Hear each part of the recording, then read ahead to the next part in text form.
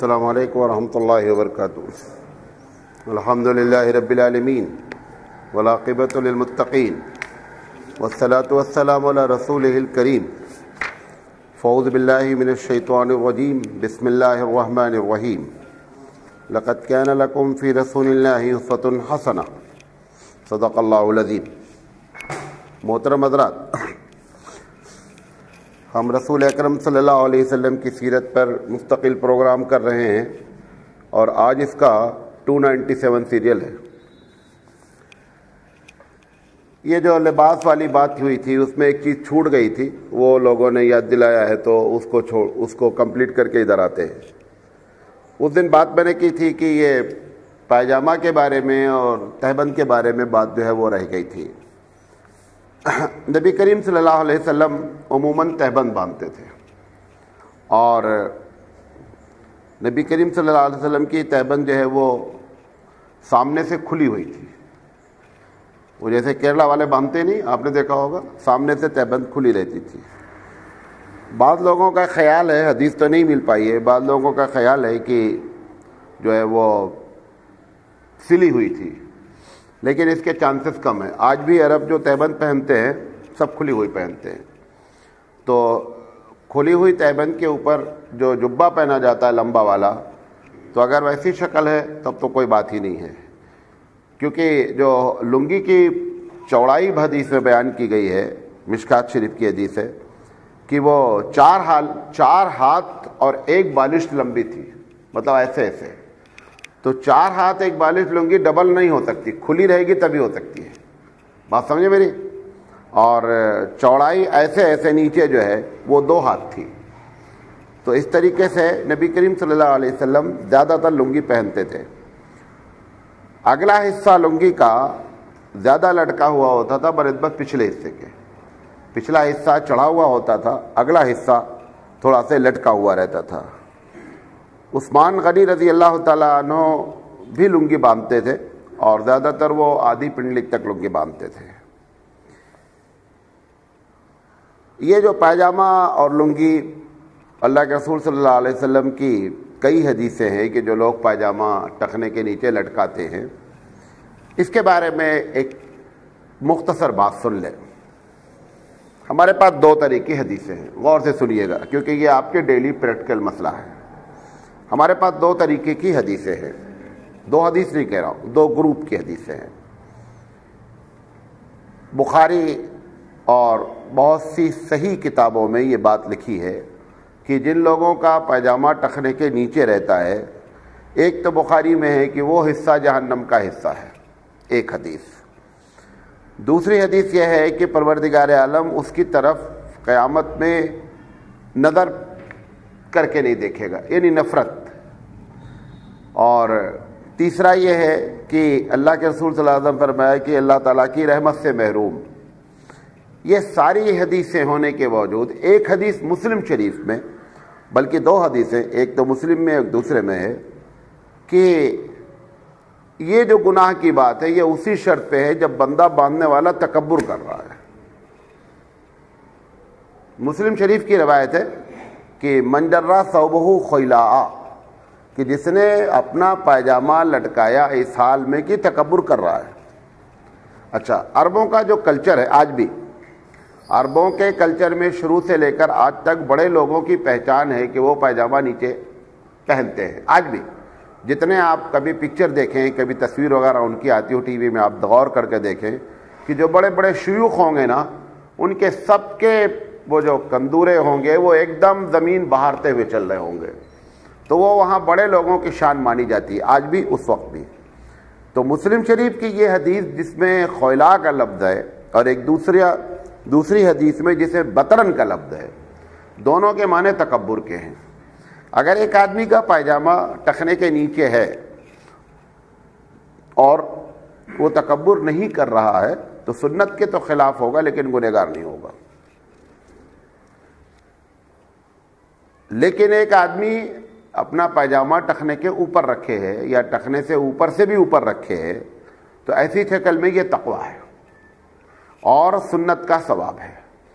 لیکن میری ذاتی رائے یہ ہے ایک چھوٹے سے طالب علم کی حیثیت سے کہ ایسا نہیں ہے کہ میں یہ داری، اور بھی بہت سے لوگ اس میں شامل ہیں، بڑے بڑے لوگ بھی شامل ہیں، کہ جب تک یہ تکبر نہیں ہوگا تب تک کوئی وجہ ہونی نہیں چاہیے گناہ کی، اور جب حدیث مل گئی اور حدیث میں قید لگا دی گئی تکبر کی، تو ایسی شکل میں جب تک تکبر نہیں ہوگا تب تک گناہ نہیں ہوگا۔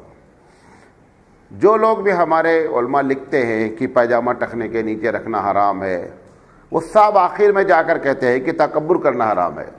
ہم آپ 100 لوگوں کا انٹرویو لیں کہ بھئی آپ نے جو پائجامہ ٹخنے کے نیچے رکھا ہوا ہے یا پینٹ، یہ آپ نے تکبر کی وجہ سے رکھا ہے یا آپ نے ایسے ہی سلا جا رہا ہے یا فیشن ہے یا بندہ نوٹس ہی نہیں لے رہا ہے؟ تو 99% ہمارے پاس ایسے چانسز ہے کہ تکبر جواب نہیں ہے، وہ ایک فیشن ہے، چل رہا ہے۔ تو بہرحال اونچا رکھنا سنت ہے، ثواب ہے، لیکن اگر تکبر نہیں ہے تو گناہ نہیں ہونا چاہیے۔ ابو بکر صدیق رضی اللہ تعالی عنہ نے جب یہ حدیث سنی کہ اللہ کے رسول صلی اللہ علیہ وسلم نے فرمایا کہ اللہ اس کی طرف نظر اٹھا کے نہیں دیکھے گا، تو ابو بکر کا بھی پائجامہ ٹخنے کے نیچے رہتا تھا، تو انہوں نے آ کر کے اللہ کے رسول کہا کہ اللہ رسول میں تو پھر مارا گیا۔ حضور نے فرمایا ابو بکر تم اس میں شامل نہیں ہو، یعنی تمہارا جو پائجامہ ٹخنے کے نیچے ہے اس کی وجہ تکبر نہیں ہے، بلکہ اس کی وجہ کیا ہے؟ حدیث میں آتا ہے کہ ان کو پیٹ نکلا ہوا تھا، تو پیٹ ہونے کی وجہ سے وہ پائجامہ سرک جاتا تھا اور وہ کیا ہوتا تھا؟ نیچے ہو جاتا تھا۔ اب آپ یہ کہہ سکتے ہیں کہ صاحب وہ پیٹ والوں کو اجازت ہونی چاہیے، تو سوال یہ ہے کہ اگر ایک چیز حرام ہے مثال کے طور پر، تو ابو بکر صدیق رضی اللہ تعالیٰ عنہ کو جب یہ بات معلوم تھی کہ میرا پائجامہ سرک جاتا ہے، تو جہاں تک سرک جاتا تھا وہیں سے نپانا چاہیے تھا، اوپر سے نپانے کی ضرورت کیا ہے؟ نہیں سمجھے؟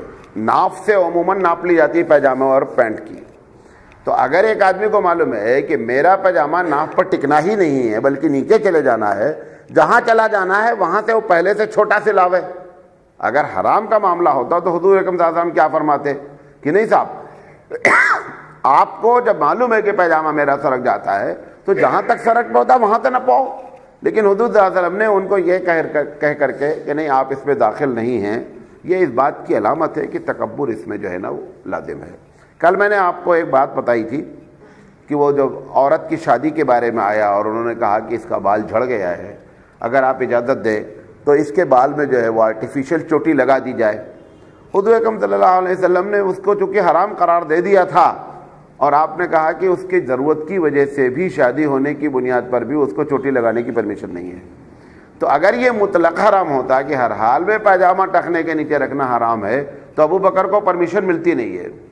ابو بکر صدیق رضی اللہ تعالیٰ عنہ کو پرمیشن یہ بتا رہی ہے کہ اس میں جو ہے وہ تکبر شرط ہے، چونکہ عربوں میں پورے چانسز ہیں تکبر کے، لہذا اس وجہ سے یہ بات بیان کی گئی۔ تو اس میں جو میں چونکہ سوالات بہت آتے رہتے ہیں، یہ پریکٹیکلی بات ہے، اگر تکبر نہیں ہوگا تو گناہ ہونا نہیں چاہیے مسلم شریف کی روایت کے مطابق۔ اچھا، اور جو باتیں آج آپ کے سامنے رکھنا چاہ رہا ہوں، یہ چھوٹ گئی تھی بات، نبی کریم صلی اللہ علیہ وسلم کے بارے میں یہ بھی ہے کہ آپ نے پائجامہ خریدا ہے، پہننے کا ثبوت نہیں ہے۔ پائجامہ خریدنے کی مستند ہمارے پاس حدیث موجود ہے، لیکن یہ ایک لاجیکل بات ہے کہ جب بندے نے خریدا ہوگا تو پہنا بھی ہوگا، لیکن پہننے کی روایت نہیں ہے کہ اللہ کے رسول صلی اللہ علیہ وسلم نے پائجامہ پہنا۔ تو نبی کریم صلی اللہ علیہ وسلم پائجامہ تھا، پائجامے کا ذکر نہیں کہ پہنا یا نہیں پہنا، لیکن اندازہ یہ ہے کہ پہنا گیا ہے۔ اب وہ پائجامہ کیسا تھا یہ واللہ عالم۔ آپ کو معلوم ہے کہ پائجامے کی بے شمار ڈیزائنیں ہیں، سوڈانی پائجامہ ہے، ایرانی پائجامہ ہے، عربوں کا پائجامہ ہے، مصری پائجامہ ہے، ہندوستانی پائجامہ ہے، علی گڑھ پائجامہ ہے، شرعی پائجامہ ہے، تو بے شمار پائجامے ہیں۔ پائجامے کی بیسک چیز کیا ہے کہ اس میں 2 موہری ہونی چاہیے جس میں پیر آدمی ڈالتا ہے، اور لنگی کی شکل یہ ہے کہ جس کے اندر جو ہے وہ میانی نہیں ہوتی اور موہری نہیں ہوتی۔ بعض لوگ یہ سمجھتے ہیں کہ جس چیز میں میانی نہیں ہوتی اس میں نماز نہیں ہوتی، یہ بھی ایک مسئلہ معلوم آپ کو۔ میں ایک جگہ نماز پڑھ رہا تھا تو وہ ایک صاحب نے مجھ سے کہا کہ مسئلہ پوچھا، تو ہم نے کہا نہیں ایسی کوئی بات نہیں ہے۔ انہوں نے کہا نہیں، جب تک کپڑے میں میانی نہیں ہوتی ہے، میانی سمجھتے ہیں کہ میانی نہیں ہوتی ہے تب تک جو ہے وہ نماز نہیں ہوتی۔ تو میں نے پوچھا کہ وہ لنگی میں کتنی میانی ہوتی ہے؟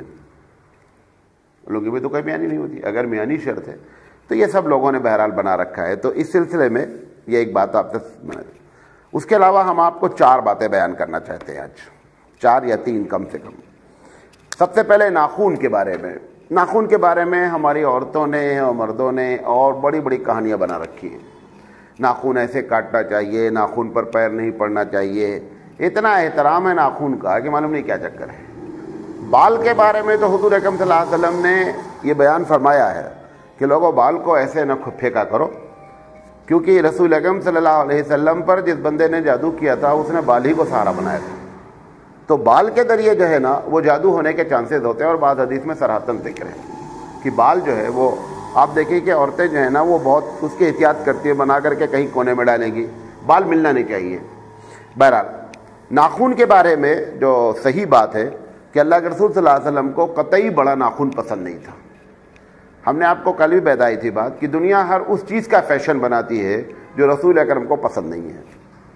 ایک پالیسی ہے کہ جو رسول اکرم صلی اللہ علیہ وسلم نے منع فرمایا ہے یا جس چیز کو آپ نہیں پسند فرماتے ہیں، دنیا فیشن اسی کو بناتی ہے ہمیشہ. اب جیسے حضور اکرم صلی اللہ علیہ وسلم کو سطر پر ٹائٹ لباس نہیں پسند ہے، نہ مرد کے نہ عورت کے، دونوں کو یہی لباس پہننا ہے. مردوں کو بھی پہننا ہے، عورت کو بھی پہننا ہے. فیشن ہی اسی قسم کا جو ہے وہ چکر کھاتا ہے. تو بہرحال ناخون کے بارے میں اللہ کے رسول صلی اللہ علیہ وسلم کو سب سے پہلی بات نوٹ یہ کریں کہ آپ کو لمبے ناخون قطعی نہیں پسند تھے. لمبے کی ڈیفینیشن کیا ہے؟ زیادہ سے زیادہ اللہ کے رسول صلی اللہ علیہ وسلم کے بارے میں ہے کہ 15 دن کے اندر اندر ناخون کاٹ ہی دیتے تھے.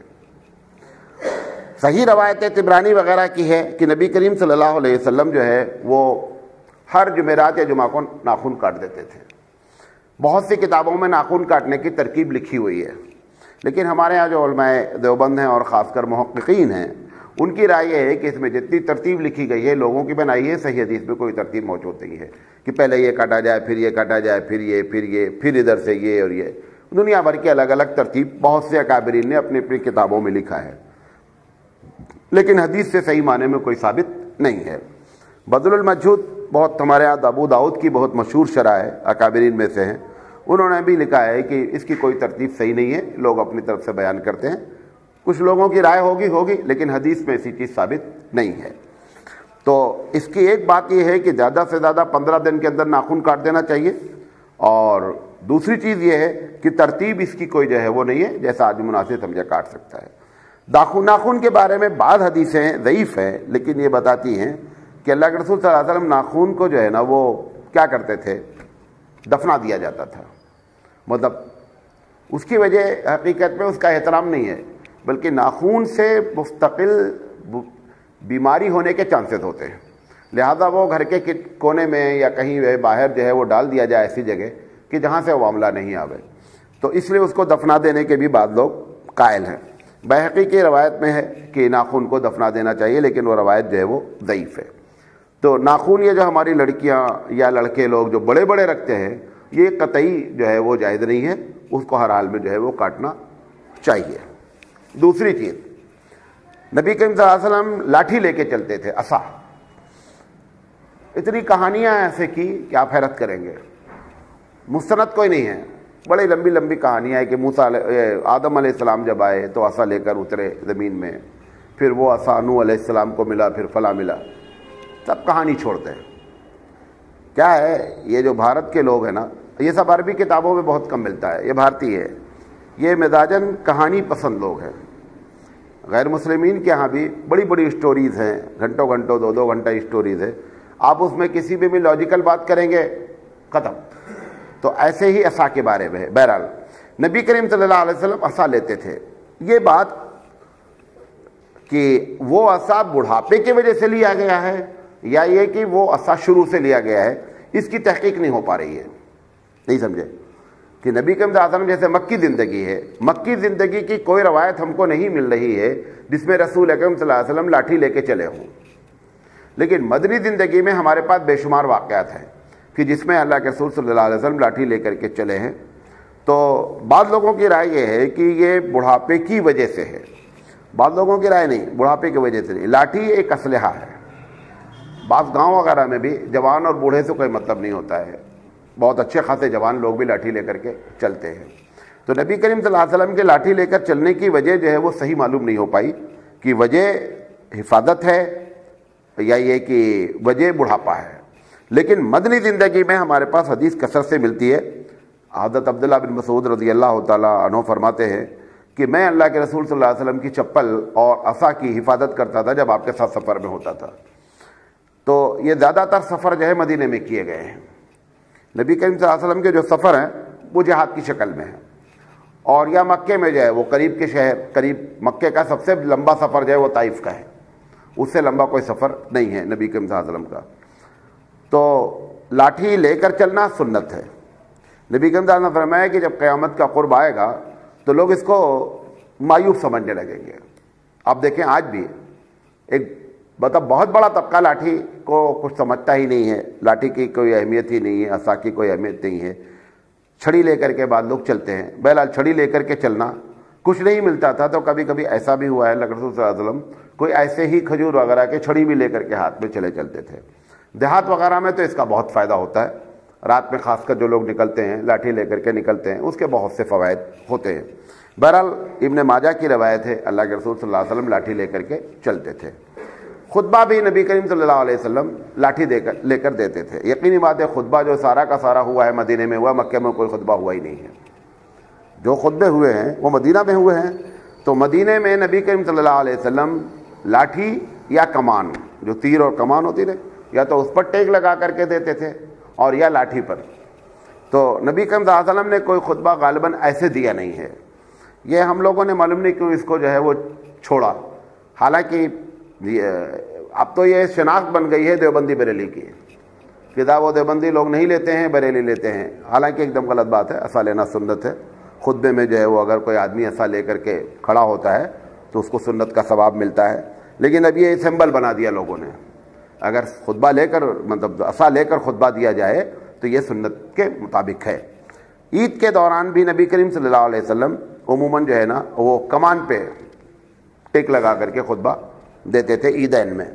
اور کبھی کبھی ایسا بھی ثابت ہوتا ہے کہ نبی کریم صلی اللہ علیہ وسلم جو ہے وہ لاٹھی لے کر کے بھی آپ نے عیدین کا خطبہ دیا ہے. لیکن زیادہ صحیح روایت یہ ہے کہ آپ عیدین کے موقع پر کمان پہ ہاتھ رکھ کر کے خطبہ دیتے تھے. یہ جو میں نے آپ کو روایت بتائی کہ قیامت کے قرب عصا کا استعمال کرنے والے کم ہو جائیں گے, یہ مصنف عبدالرزاق کی روایت ہے اور روایت صحیح ہے. تو اس طریقے سے یہ ایک جو ہے وہ ہمارے نزدیک عصا جو ہے وہ ایک بھولنے والی چیز ہو رہی ہے. پہلے تو جہاں بعض مسجدوں میں رکھا ہے اٹھاتے نہیں امام صاحب, بعض مسجدوں میں ہے لیکن وہ لے کر کھڑے نہیں ہوتے ہیں. اچھا بعض مسجدوں میں ایسا ہے کہ وہ سمجھتے ہیں کہ اگر عصا نہیں لیے تو نماز ہی نہیں ہوگی, وہ دوسری پرابلم ہے. بعض مسجدوں میں ایسا ہے کہ اگر عصا آپ نہیں لیے تو سمجھتے خطبہ ہی نہیں ہوتا ہے. حالانکہ ایسی کوئی بات نہیں ہے, عصا لے یا نہ لیں خطبے سے کوئی تعلق نہیں, خطبہ اپنی جگہ ہو جاتا ہے, خطبے سے اس کا کوئی تعلق نہیں ہے. لیکن سنت یہ ہے کہ آپ عصا لے کر کے خطبہ دیں. اب آپ کہیں گے مولانا آپ جب کرتے ہیں تو کیوں نہیں دیتے ہیں؟ وہ چونکہ دیوبندی ہیں, وہ ایک سمبل بن گیا ہے اس لیے نہیں کرتے, ورنہ حقیقت یہ ہے کہ لینا چاہیے. تیسری چیز جو ہم آپ کے سامنے آج بیان کرنا چاہ رہے ہیں وہ ہے نبی کریم صلی اللہ علیہ وسلم کے چپل. یہ جو آپ گھروں میں اور دکانوں میں چپل کا نقشہ دیکھ رہے ہیں نا, ایک چپل کا نقشہ لگا رہتا نا, سامنے ایک دم جو ہے وہ نوک رہتی ہے, وہ پیچھے گول رہتی ہے. اس نقشے کی کوئی چپل صحیح حدیث سے ثابت نہیں. وہ جو اس پہ چپل بنی ہوئی ہے اس کو لوگ تبرک کے طور پہ رکھ رہے ہیں. تبرک چپل ہے, چپل کی فوٹو کاپی نہیں ہے. جیسے تبرک بیت اللہ خود بذات خود محترم ہے, بیت اللہ کی تصویر لے کر کے آپ سامنے رکھ کر کے نماز پڑھتے ہیں یا لگاتے ہیں, اس کو کوئی تعلق نہیں ہے. تو یہ جو پہلی بات ہے, یہ جو چپل کا چکر چلایا جا رہا ہے یا بعض لوگ اس کی فوٹو کاپی کرا کر کے تقسیم کرتے رہتے ہیں, اس کا کوئی تعلق نہیں ہے, نہ کسی حدیث میں اس کا ذکر ہے. اور سب سے بڑی بات یہ ہمارے علماء جو محققین ہیں ان کی رائے یہ ہے کہ اس ڈیزائن کی چپل حدیث میں ثابت ہی نہیں ہے. صحیح حدیث پہ کیا ہے کہ اللہ کے رسول صلی اللہ علیہ وسلم کی چپل کے سامنے کا حصہ زبان کے مانند تھا. زبان کے مانند کا مطلب یہ ہے ایسے نہیں تھا بلکہ ایسے تھا, اور یہ صراحتاً لفظ ہے, زبان کا لفظ صراحت کے ساتھ حدیث میں ہے کہ اللہ کے رسول صلی اللہ علیہ وسلم کی چپل کی ڈیزائن کا سامنے حصہ جو ہے نا وہ ایسے تھا, ایسے نہیں تھا. ابھی ہمارے پاس جو ڈیزائنیں بک رہی ہیں یا دکانوں میں لگ رہی ہیں وہ ایسی ڈیزائن ہے، اگر وہ گول والا ہی بنا دیں تو بھی اس سے کوئی تعلق نہیں برکت کا. ہاں اوریجنل چپل مل جائے تو وہ بہت برکت والی ہے، لیکن یہ جو چپل کا لوگ فوٹو کاپی کرا کر کے بھائی بیچ رہے ہیں اور لگا رہے ہیں، بیکار بات ہے، اس کا کوئی ثبوت نہیں ہے. نبی کریم صلی اللہ علیہ وسلم کی چپل میں عموماً 2 فیتے ہوتے تھے. فیتے تو آج بھی 2 ہوتے ہیں، آپ دیکھتے ہیں نا کہ بیچ میں ایک کھوٹی ہوتی ہے، ایک فیتا ادھر آتا ہے، ایک فیتا ادھر آتا ہے. یہ فیتے یہ 2 فیتے مراد نہیں ہیں. نبی کریم صلی اللہ علیہ وسلم کے دونوں فیتے سامنے سے ایسے آتے تھے. اس میں کیا ہوتا ہے کہ شروع میں چلتا ہے ایک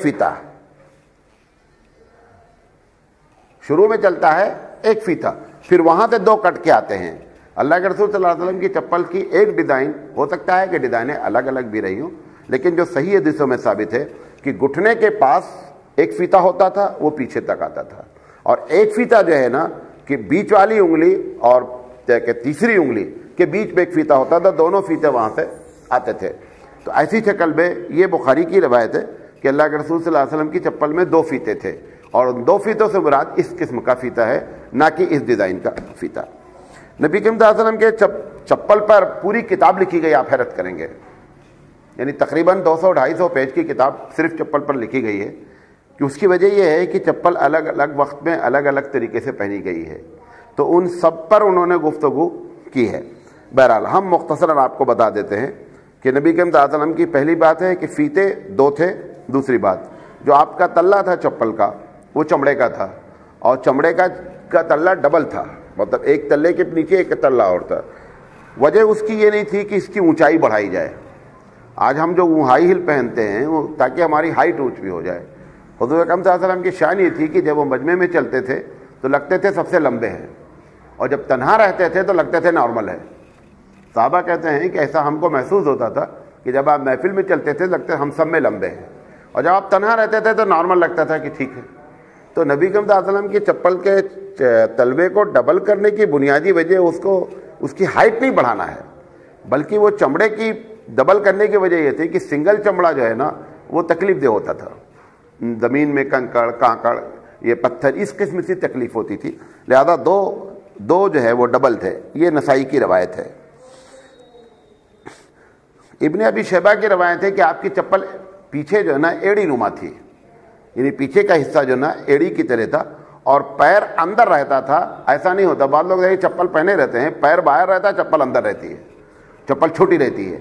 اللہ کے رسول صلی اللہ علیہ وسلم کی چپل عموماً کیا ہوتی تھی کہ پوری ایڑی اندر ہوتی تھی، اور چپل تھوڑا سے باہر کیا ہوتی تھی، زائد ہوتی تھی. اور حقیقت میں وہ چپل پہننے کا طریقہ بھی وہی ہے کہ آدمی اتنی لمبی تھوڑی سی رہے کہ وہ پیر اندر رہے، نہ کہ پیر جو ہے وہ باہر رہے. نبی کریم صلی اللہ علیہ وسلم کی چپل کا یہی ڈیزائن لکھا گیا ہے. بعض چپلیں ایسی بھی ہیں اللہ کے رسول صلی اللہ علیہ وسلم کی ہے، اس کو کیا کہتے ہیں، امام احمد بن حنبل رحمۃ اللہ علیہ نے نقل کیا ہے کہ آپ کی چپل کے پیچھے پہ پٹی باندھی جاتی تھی، جس کو آپ سینڈل کہتے ہیں. تو یہ پٹی باندھنے کی بھی روایت ہے کہ پیچھے آپ کے پاس جو ہے وہ پٹی ہوتی تھی. جب وہ پٹی باندھنے کی بات ہوتی تھی تو آپ چپل کھڑے ہو کر پھر نہیں پہنتے تھے. جوتا اور چپل دونوں کے بارے میں ہے، بلکہ آگے ہم آگے روایت نقل کریں گے کہ جوتا اور چپل آپ صلی اللہ علیہ وسلم وہ ایسی چپل جس میں یہ باندھنے کا سسٹم ہوتا تھا تو آپ کھڑے نہیں باندھتے تھے بلکہ بیٹھ کر کے باندھتے تھے. اسی لیے بعض مسجدوں میں آپ دیکھیں کہ مسجد کے باہر وہاں پر ایک بینچ رکھی رہتی ہے کہ آدمی یہ ایک الگ بات ہے، انہوں نے اس لیے رکھی ہے کہ سہولت ہے، حالانکہ رکھنا چاہیے سنت سمجھ کے کہ پتی جو ہے وہ باندھنے والا بیٹھ کر پہننا جو ہے چپل کیا ہے، سنت ہے. اور جو پٹی صرف ہے جیسے پیچھے باندھے کرے اس میں کوئی ایسی بات نہیں ہے. نبی کریم صلی اللہ علیہ وسلم کی چپل کے بارے میں ہے کہ زیادہ تر چمڑے کی تھی، اور دوسری کسی قسم کی کوئی، کیونکہ اس وقت بنتی ہی نہیں تھی. 2 ہی طرح کی چپل پائی جاتی تھی، یا لکڑی کی پائی جاتی تھی اور یا جو ہے وہ چمڑے کی پائی جاتی تھی. لکڑی کی چپل آج بھی جو ہے وہ غیر مسلمین پہنتے ہیں، بعض لوگ کھڑاؤ کہتے ہیں اس کو. اس میں فیتا نہیں ہوتا ہے، اس میں صرف بیچ میں ایک کھوٹی ہوتی ہے، اور وہ جس کی اسٹائل نہیں ہوتی وہ پھٹافٹ گرتا ہے. جن کو انداز ہو جاتا ہے وہ پہن سکتے ہیں، باقی لوگ نہیں پہن سکتے ہیں. ہم لوگوں کے بچپن میں ہندو مسلمان سب پہنتے تھے، لیکن اب وہ ایک سمبل خاص ہو کر کے رہ گیا ہے، غیر مسلم نہیں پہنتے، مسلمان قطعی نہیں پہنتے. بل نبی کریم صلی اللہ علیہ وسلم کی چپل جو ہے وہ چمڑے کی تھی، اور وہ چمڑا ایسا تھا کہ جو چکنا تھا، بال والا نہیں تھا. یہ بخاری کی روایت ہے. نبی کریم صلی اللہ علیہ وسلم جو ہے نا وہ کالی چپل پہننا پسند نہیں فرماتے تھے، جوتا بھی آپ کالا پہننا پسند نہیں فرماتے تھے. آپ کی چپل کا جو ہے وہ رنگ عموماً جو ہے نا زرد تھا، لائٹ یلو. لائٹ یلو کی وجہ نہیں کہ لائٹ یلو مارا جاتا تھا. جو چمڑے کو طباقت دی جاتی تھی، چمڑے کو جو ہے وہ مطلب صاف کیا جاتا تھا، تو وہ نیچرلی کلر آتا تھا جن گھاسوں کے ذریعے اس کو صاف کیا جاتا تھا. تو اللہ کے رسول صلی اللہ علیہ وسلم کی چپل کا زیادہ تر رنگ جو ہے وہ ذکر کیا گیا ہے وہ ہلکا زرد ذکر کیا گیا ہے، اور کالا آپ کو جو ہے وہ پسند نہیں تھا. نبی کریم صلی اللہ علیہ وسلم جب چپل پہنتے تھے تو غالباً بخاری کی روایت ہے، ہاں بخاری کی روایت ہے کہ آپ پہنتے وقت داہنے پیر کو پہلے ڈالتے تھے اور بائیں کو، اور جب اتارنا ہوتا تھا تو بائیں کو اتارتے تھے، داہنے کو بعد میں اتارتے تھے. یہ بخاری کی روایت ہے. تو لہذا چپل پہنتے وقت اس بات کا خاص خیال رکھنا چاہیے. نبی کریم صلی اللہ علیہ وسلم کو حضرت عائشہ صدیقہ رضی اللہ تعالیٰ عنہ فرماتی ہیں کہ ننگے پیر چلنا قطعی پسند نہیں تھا. صحت کے لیے کبھی کبھی آپ نے کسی صحابی کو کہا ہے کہ بھائی تھوڑی دیر ننگے چل لیا کرو. آپ کو معلوم ہے کبھی کبھی، معلوم ہے آپ کو ایکسپیرینس ہے نہیں، کبھی آپ آدمی کو چھوئے تو کرنٹ مارتا ہے، کبھی ایکسپیرینس ہوا ہے؟ یہ عرب دنیا میں بہت ہوتا ہے. ایک مطلب ہر گھر میں کیا ہوتا ہے کہ عورت کبھی چپل اتارتی ہی نہیں ہے، تو بدل میں جو ہے نا وہ ارتھنگ کم ہو جاتی ہے. کبھی کئی بچے چھو لیے امی کو ایسا جھٹکے گا جس کا کوئی جواب نہیں ہے. تو پھر ڈاکٹر سے جو مشورہ کیا جاتا ہے بتاتے ہیں کہ گھر میں آپ چپل اتار کے چلیں. تو ایک دو دن آپ جو ہے چپل اتار کے چلیں تو زمین کیا کرتی ہے اس کو عکس کر لیتی ہے. یہ بہت کیس ہوتا ہے دبئی میں، مطلب ہزاروں نہیں لاکھوں کی تعداد میں کیس ہوتا ہے یہ. تو وہ کرنٹ بہت مارتا ہے. تو اللہ کے رسول صلی اللہ علیہ وسلم کی عادت چپل پہن کر کی تھی، اور ننگے پیر چلنا خلاف سنت ہے.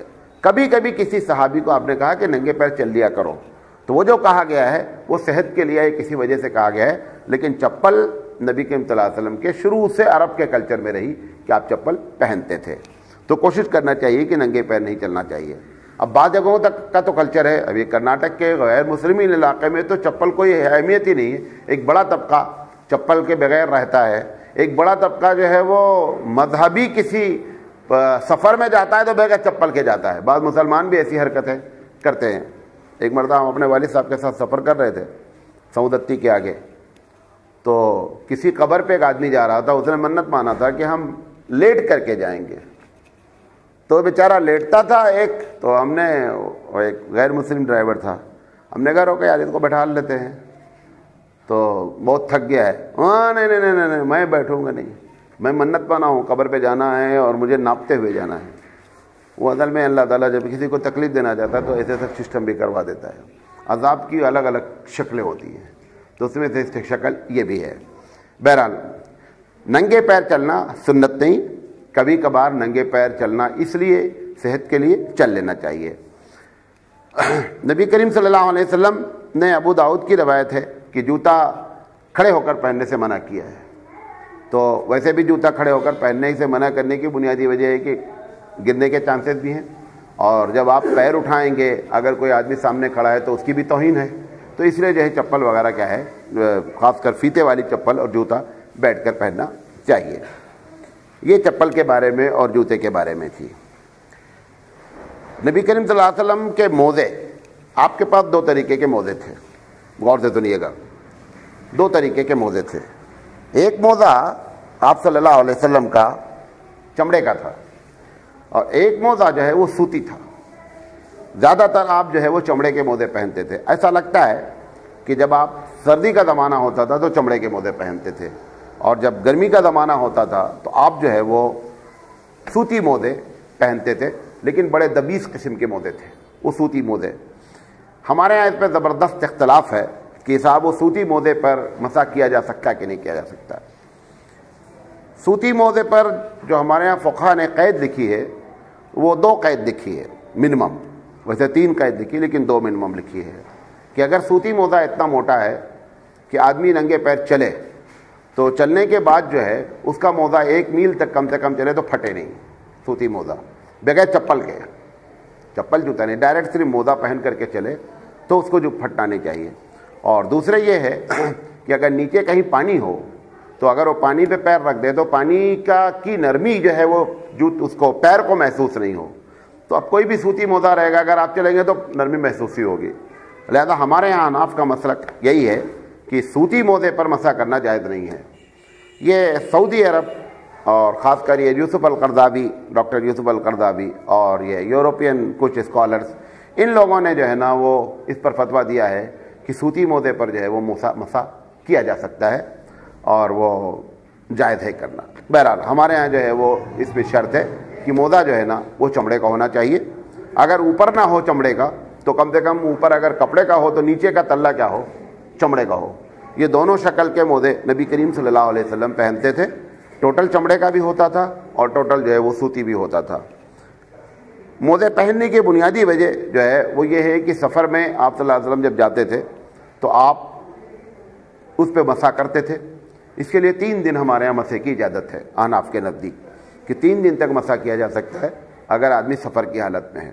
اور اگر آدمی گھر پہ رہ رہا ہے اور موزہ پہنے ہوئے، سردی ہے، یو پی میں کثرت سے ہوتا ہے کہ لوگ چمڑے کا موزہ پہن لیتے ہیں اور پھر وہ 24 گھنٹے جو ہے وہ اس پر مسح کرتے رہتے ہیں، وضو جو ہے وہ جب کرتے ہیں تو پیر دھلنے کی ضرورت نہیں ہے۔ وہ جو 3 دن اور 24 گھنٹے ہے اس کے بارے میں ایک بات بتا کر کے اپنی بات ختم کریں گے ہم، کہ وہ 3 دن کا شمار اس وقت ہوتا ہے جب آپ نے وضو کر لی، وضو کر کے آپ نے موزہ پہن لیا اور پہننے کے بعد آپ کا وضو ٹوٹا۔ مثال طور پر فجر میں آپ نے وضو کیا، وضو کرنے کے بعد موزہ پہن لیا، موزہ پہننے کے بعد اب آپ کا وضو 11 بجے ٹوٹا، تو 11 بجے سے لے کر کے اب اگر گھر پہ رہ رہے ہیں تو 24 گھنٹے آپ اس سے رہ سکتے ہیں، اس پر جو بھی نمازیں آئیں آپ مسح کرتے جائیں، اور مسح بھی جو کیا جائے گا وہ اوپر کی طرف کیا جائے گا۔ حضرت ابو امام حنیفہ رحمۃ اللہ علیہ سے پوچھا گیا کہ یہ اوپر کی طرف مسح کیوں کیا جاتا ہے؟ حضرت علی رضی اللہ تعالیٰ عنہ کا ایک قول بہت مشہور ہے کہ میری سمجھ میں یہ بات آتی ہے کہ مسح نیچے ہونا چاہیے تھا، لیکن اللہ کے رسول صلی اللہ علیہ وسلم نے اوپر کرنے کے لیے کہا ہے، لہٰذا اوپر کرنا چاہیے۔ امام اعظم رحمۃ اللہ علیہ نے اس کی دلیل دی۔ امام اعظم رحمۃ اللہ علیہ کہتے ہیں کہ مسح کرنے کی وجہ یہ ہے کہ بندہ جو ہے وہ پیر دھلنا نہیں چاہتا ہے، اگر نیچے مسح کریں گے آپ، کیونکہ پانی لیا آپ نے پھینک دیا، نیچے سے مسح کیا، اگر خدا نہ خواستہ موزے میں نیچے گندگی لگی ہوئی ہے تو آپ نے پانی لگا کر کے وہ گندگی کو کیا کر دیا، پھیلا دیا، تو لاجک ہے کہ اوپر ہی مسح ہونا چاہیے۔ تو حضرت علی رضی اللہ تعالیٰ عنہ نے جس بات کو اس انداز میں کہا تھا، امام اعظم علیہ الرحمٰن نے اس کو لاجیکل بیان کیا کہ نہیں صاحب اوپر ہی مسح کرنا عقل مندی ہے اور اللہ کے رسول صلی اللہ علیہ وسلم کی سنت بھی ہے، لہذا اوپر مسح کیا جائے گا، وہ چاہے چمڑے کا موزہ ہو اور چاہے جو وہ سوتی موزہ ہو۔ تو اس طرح سے نبی کریم صلی اللہ علیہ وسلم کو جو ہے وہ موزے کی سنت یہ تھی۔ نبی کریم صلی اللہ علیہ وسلم کو سیاہ موزے پسند تھے، جوتے نہیں پسند تھے لیکن سیاہ موزے پسند تھے۔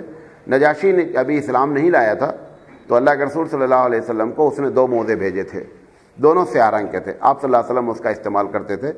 اس سے یہ بھی لوگوں نے لکھا کہ غیر مسلم اگر کسی کو گفٹ دیتا ہے تو گفٹ لیا جا سکتا ہے، تو نجاشی نے جب گفٹ بھیجا تھا تو اس وقت وہ مسلمان نہیں ہوا تھا، اللہ کے رسول صلی اللہ علیہ وسلم نے اس کے گفٹ کو قبول کیا۔